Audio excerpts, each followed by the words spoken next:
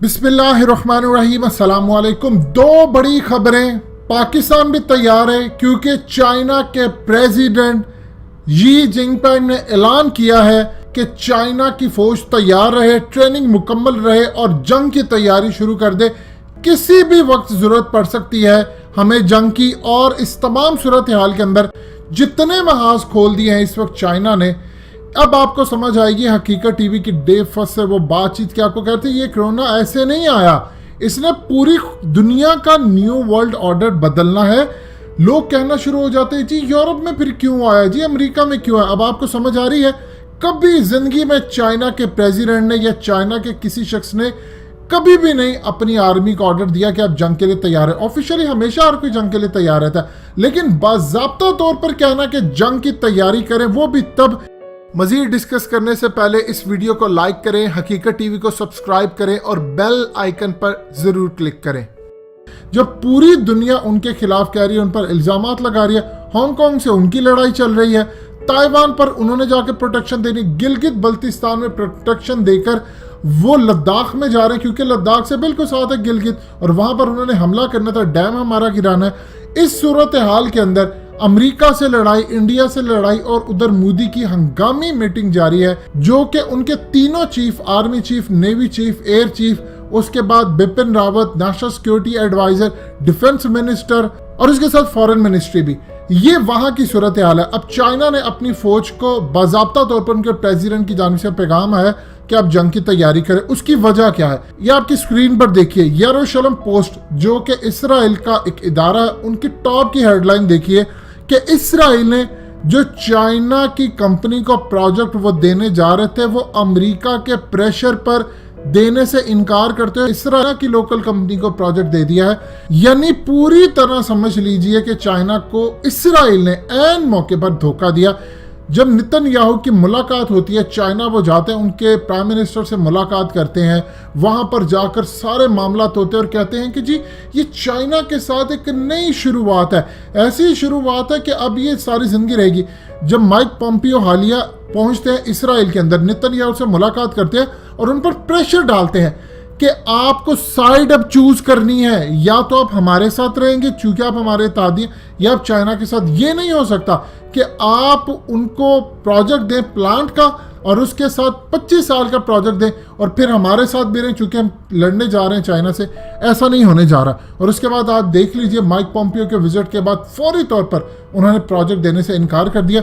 अभी हाल ही के अंदर चाइना के प्रेसिडेंट ने क्या कहा, चाइना की जानिब से बयान है कि यहूदी हमारे बड़े अच्छे दोस्त हैं।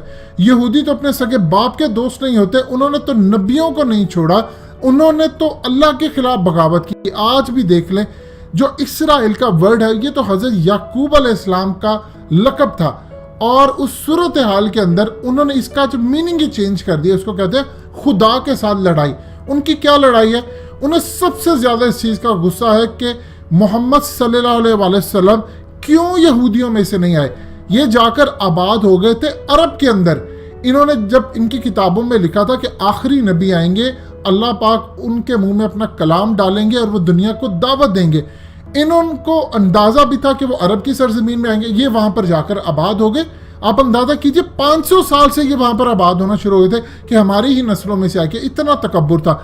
लेकिन जब हजूर पाक सल्लल्लाहु अलैहि वसल्लम ने नबूवत का ऐलान किया तो इन्होंने मानने से इनकार कर दिया। कुरान तो यहां तक कहता है ये आपको बड़ी अच्छी तरह पहचानते हैं, लेकिन इस सारी सूरत हाल में इन्होंने नबियों के साथ बगावतें की, तो ये चाइना को सपोर्ट करेंगे।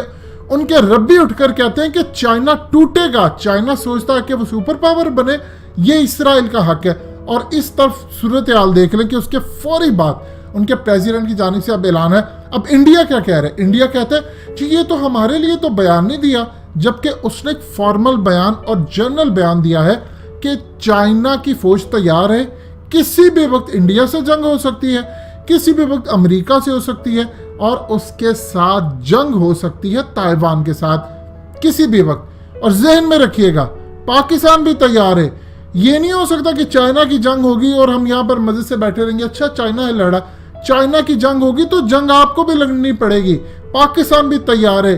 अगर चाइना इंडिया से लड़ेगा तो क्या अफगानिस्तान से हम पर हमला नहीं होगा, या इंडिया हमला नहीं करेगा, या उसके बाद अमेरिका ताइवान पर आकर साउथ चाइना सी के अंदर हमला नहीं होगा? अब ये वो वक्त आ गया जब आपने आखिरी जो जंग अजीम जो बड़ी है, ये मामला तो उस तरफ जा रहे हैं, आपको पोजीशन लेनी है। आप चाइना के साथ खड़े हैं तो इसका मतलब है उसकी जंग के अंदर आपको हिस्सेदार बनना पड़ेगा। हमने तो अफगानिस्तान के अंदर अमेरिका का साथ नहीं दिया था, लेकिन उसके बावजूद उसकी जंग में हिस्सेदार बन रहे और 20 साल से हम नुकसान उठा रहे हैं। ये सूरत हाल है कि आप चाहें या ना चाहें आपकी इस जंग में पार्टिसिपेशन होनी है और हर सूरत होकर रहेगी। चाइना कभी जिंदगी में लड़ाई पर बिलीव नहीं करता, ना वो मुल्कों पर जाकर कब्जे करता है, ना उसकी कोई प्रॉक्सी है जिस तरह इंडिया पाकिस्तान में स्लीपर सेल्स बनाए हैं, रॉ काम करती है। चाइना कभी भी ऐसा काम नहीं करता। वो जाते हैं, अपना काम करते हैं, एक्सपोर्ट करते हैं और आते हैं। अब इस सूरत हाल के अंदर हमको मुकम्मल तौर पर तैयार रहना है, फौज भी तैयार है, जाहिर सी बात है उनको पता है, लेकिन कुदरत ने अब पाकिस्तान से डिफेंसिव अप्रोच खत्म करवानी है बैक फुट पर जाकर। हमारी क्रिकेट टीम की भी हमेशा से यही हालत रहती है कि टारगेट जब उन्होंने चेस करना हो तो डिफेंसिव अप्रोच उनकी रहती है। अब पाकिस्तान को एग्रेसिव होना पड़ेगा, क्योंकि चाइना ने अगर कहा जंग की तैयारी तो आप भी जंग की तैयारी करेंगे। इंडिया पर हमला होगा तो इंडिया ने आपके अंदर भी हमला करना है और आपको भी जवाब देना पड़ेगा। लिहाजा इस चीज को ज़हन में रखिएगा, न्यू वर्ल्ड ऑर्डर है, ये दुनिया का निज़ाम बदलने जा रहा है। ये कोरोना पूरी दुनिया को अपनी लपेट में लेने जा रहा है, ये बड़ी जंगों की तरह मामला जा रहा है और ये होकर रहेगा। आज हो, कुछ महीने बाद हो, कुछ सालों बाद हो, लेकिन अल्टीमेटली, क्योंकि नबी पाक सल्लल्लाहु अलैहि वसल्लम ने फरमाया था कि बैतुल मुक़द्दस की आबादी मदीना की वीरानी और मदीना की वीरानी बड़ी जंगों और फितनों का ज़हूर होगा, जो कि एग्जैक्टली अब होने जा रहा है। दोस्तों, हकीकत टीवी को सब्सक्राइब करना मत भूलिए, वीडियो को लाइक करें, शेयर करें और कमेंट सेक्शन में अपनी राय का इजहार जरूर करें।